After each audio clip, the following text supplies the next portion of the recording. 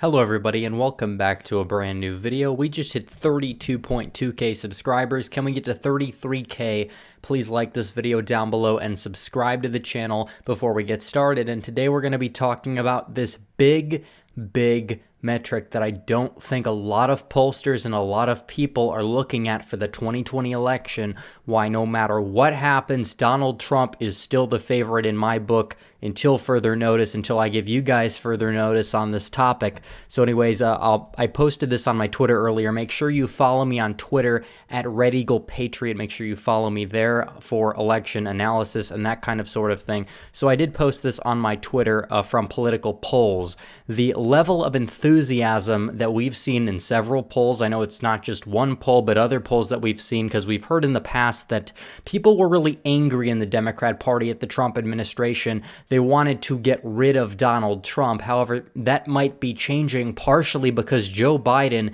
is appearing to be a sort of a weak candidate and not being able to build a proper coalition to win the country, because people that oppose Trump, no matter what, do not make up 50% of the population. They might make up 40% of the population, but even some of those people won't even like Biden, and they'll probably not vote or be unenthused by Biden. Some of them, we saw a poll with 15% of Bernie Sanders supporters voting for Trump, and a lot of the Democrat Bernie bros are saying, hey, wait a minute, they're not saying that they're being stupid, they're saying, hey, look, Bernie was the one building the coalition. Now, we can debate on this, because I really do believe that the 2016 Bernie bros have mainly all gone to Donald Trump, the ones that were already supporting him. I think a lot of these could be new Bernie bros, or maybe people that supported Bernie as a crossover vote in the primary. But either way, Bernie Sanders' support base is shrinking by the day. Joe Biden's is still meh.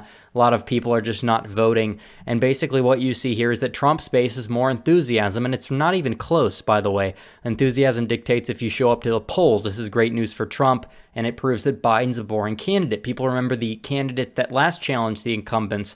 George Bush, you also had a stock market downturn under the Bush administration, and Kerry was not able to win. He was very boring. Obviously, you had the 9/11 and the popular war going on there. And in 2012, you had Mitt Romney, and I don't even think we need to go more in depth there about how the robot was not necessarily the strongest candidate.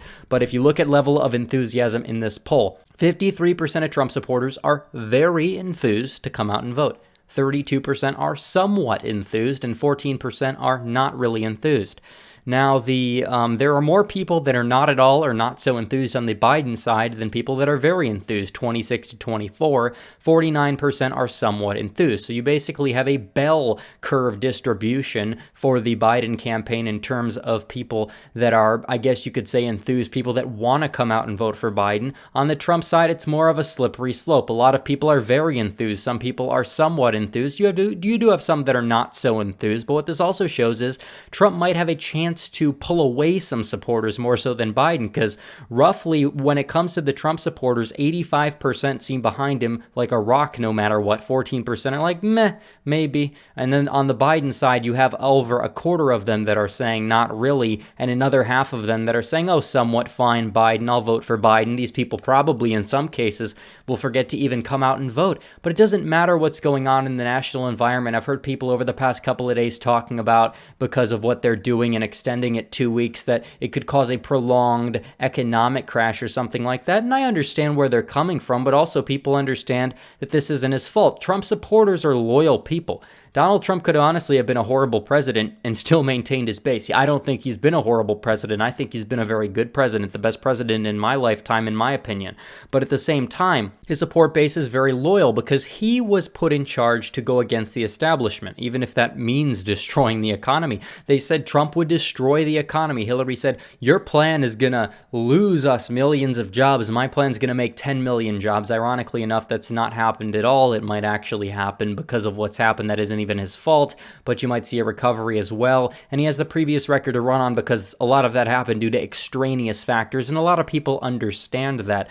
So moving forward, you would technically believe that Donald Trump is in a fairly good shape when you look at every metric, and the level of enthusiasm metric is huge. Biden is a weak candidate, abysmally weak. He cannot build the coalition Obama had because trends are working against him. It's almost scientific at this point. No matter how much outreach he'll make, there's no way to buck them. Especially, it's going to be very hard for him to do that because of all the things he said, the things he said about accosting factory workers in Michigan. I think that lost him the state right there no matter what. And you do have trends working against you. It is not a midterm election. It is a general election that we have here in 2020, a big general election. Everyone's going to be able to turn out. Some people that are not enthused for midterms are going to come out. That's usually the lower educated voters.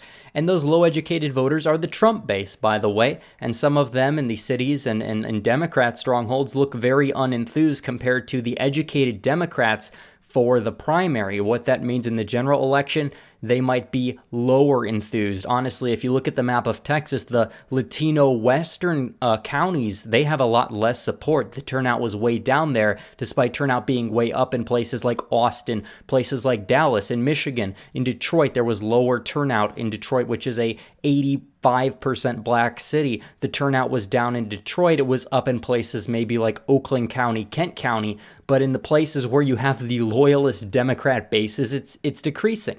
And is that because people are no longer Democrats in those areas? Maybe a few percentage points of that is, but also you just have a low enthusiasm. And turnout matters just as much as votes. Again, if every Trump supporter voted, he probably would have cracked 100 million. If every Democrat voted, Hillary would have cracked 100 million. But enthusiasm is key. You have a lot of people that just don't show up to vote, and that's the thing. It really doesn't matter if Trump is down in the polls by 15 points. There is mathematically enough people that will support him to come out to the polls no matter what if his enthusiasm is high enough. Usually pollsters wait for some of it.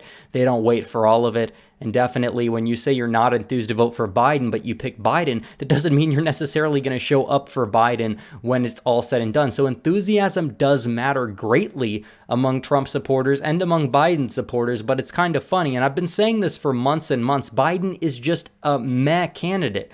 Look, the past Democrat nominees, you had something to come out and vote for, not just something to vote against. And I say this with Hillary Clinton because she was a woman. Do I agree with that justification? Absolutely not. Identity politics is cancer. Hillary Clinton, in my opinion, is a terrible, terrible human being, but people had a reason to come out and vote for Hillary. People had a reason to come out and vote for Trump because he literally started this movement of, look, we need to bring, patriotism back. We need more, fair trade. We need fairer immigration system that's going to benefit America more than it hurts. We need to build a wall. We need to bring our jobs back, things like that. That was a movement. Hillary said, I'm a woman. It wasn't as strong, and Trump won, and you had scandals. Basically, each side was throwing scandals around on both sides.